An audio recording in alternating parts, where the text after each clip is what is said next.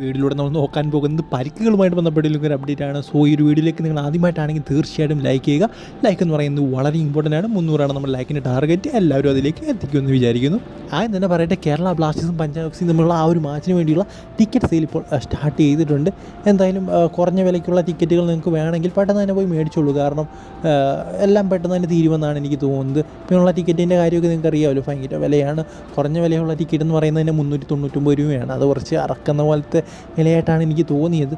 എന്തായാലും ഫസ്റ്റ് 3-4 മാച്ചിൽ ഇങ്ങനെ തന്നെ ആയിരിക്കും റേറ്റ് എന്ന് പറയുന്നത്. പിന്നെ അങ്ങോട്ട് കുറയും, 199 249 ഒക്കെ ആകുമായിരിക്കും എന്ന് വിചാരിക്കാം. സോ ഞാനപ്പോഴൊക്കെ പോകുന്നുള്ളൂ. എൻ്റെ ഇത്ര പൈസ ഒന്നുമില്ല. 399 രൂപ കൊടുത്ത് കേരള ബ്ലാസ്റ്റേഴ്സിൻ്റെ ഈ ഊളക്കളി കാണാൻ വേണ്ടിയിട്ട്. എന്തായാലും നമുക്ക് അടുത്ത അപ്ഡേറ്റിലേക്ക് കിടക്കാം. അടുത്ത അപ്ഡേറ്റ് എന്ന് പറയുന്നത് മുഹമ്മദ് ഖദീരി. ഞാൻ നേരത്തെ ഒരു വീഡിയോ ചെയ്തിരുന്നു. അതിന് ഇഞ്ചുറി പറ്റിയെന്ന് ഞാൻ പറഞ്ഞിരുന്നു. അതിന് മെഡിക്കൽ ചെക്കിനൊക്കെ പോയി അതിൻ്റെ റിസൾട്ട് ഇതുവരെ വന്നിട്ടില്ല എന്ന് ഞാൻ പറഞ്ഞിരുന്നു. എന്തായാലും ഇപ്പോൾ അറിയാൻ സാധിക്കും റിസൾട്ട് വന്നിട്ടുണ്ട്. അതിന് ഏതാണ്ട് 2 മാസം ISL കളിക്കാൻ സാധിക്കില്ല എന്ന തരത്തിലുള്ള വാർത്തയാണ് പുറത്തേക്ക് വന്നത്. എന്തായാലും എടുത്തു പറയേണ്ട ഒരു കാര്യം എന്ന് പറയുന്നത് അവരുടെ ഒരു വെർസറ്റൈൽ പ്ലെയറായിട്ട് കൊണ്ടുവന്നൊരു പ്ലെയറാണ്. അതായത് മിഡ്ഫീൽഡിലും ഡിഫൻസിലും ഒരുപോലെ കളിക്കാൻ വേണ്ടി കൊണ്ടുവന്ന പ്ലെയറാണ്. ആ ഒരു പ്ലെയറിന് തന്നെ ഇഞ്ചുറി സംഭവിക്കുന്നു. യുക്രൈൻ ഫസ്റ്റ് ഇയർ ലീഗിലൊക്കെ കളിച്ചിട്ടുള്ളൊരു താരമാണ് ഈ ഒരു റീസെൻറ്റ് ടൈംസിലൊക്കെ. സോ എന്തായാലും അതിന് ഇഞ്ചുറി വലിയൊരു തിരിച്ചടി തന്നെയായിരിക്കും പുതിയതായിട്ട് ISLലേക്ക് ഡെബ്യൂ ചെയ്യുന്ന മുഹമ്മദ് അൻസിനെ സംബന്ധിച്ചിടത്തോളം. അടുത്ത അപ്ഡേറ്റ് എന്ന് പറയുന്നത് നമ്മുടെ ജെയ്മി മക്ലാരനുമായിട്ട് ബന്ധപ്പെട്ടുള്ളൊരു അപ്ഡേറ്റ് ആണ്.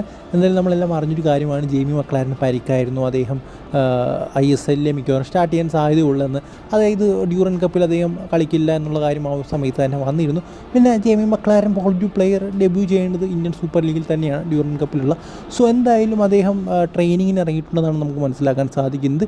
ഇപ്പോൾ അതിന് പ്രത്യേകിച്ച് ഇഞ്ചുറി ഒന്നും ഇല്ല എന്ന് പുറത്തേക്ക് വരുന്നു. എന്തായാലും അതൊരു നല്ല കാര്യം തന്നെയാണ്. പലരും കമൻറ്റ് ബോക്സിലൊക്കെ പറയുന്നൊരു കാര്യമാണ് അത് ജെയ്മി മക്ലാരൻ ഇഞ്ചുറി സംഭവിക്കട്ടെ എന്ന്.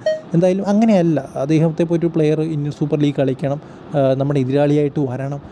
ഈ ഫൈനൽ സെമി ഫൈനലൊക്കെ വരുമ്പോഴാണ് നമ്മളിങ്ങനെ പറഞ്ഞെങ്കിലും കുഴപ്പമില്ല. ഒരു ലീഗ് സ്റ്റേജിലൊക്കെ അദ്ദേഹം ഉറപ്പായിട്ടും കളിച്ചേ മതിയാകുകയുള്ളൂ. അത് ഇന്ത്യൻ സൂപ്പർ ലീഗിന് നല്ലതാണ്, എല്ലാവർക്കും നല്ലതാണ്. അത് കാണാൻ പല കാരണം മോഹൻ ബഗാൻ സൂപ്പർ ജയൻസിൻ്റെ കളി ഇപ്പോൾ എല്ലാവരും കാണുന്നുണ്ട്. കാരണം അവരുടെ ബിഗ് പ്ലേയേഴ്സാണെന്ന് പറഞ്ഞുകൊണ്ട്. പ്രത്യേകിച്ച് ജാമി മക്ലാരനൊക്കെ ഇറങ്ങുന്ന കളി എല്ലാവരും കാണും. സോ എന്തായാലും കാത്തിരിക്കുകയാണ് ജാമി മക്ലാരൻ്റെ ഒരു ഡെബ്യൂവിന് വേണ്ടി.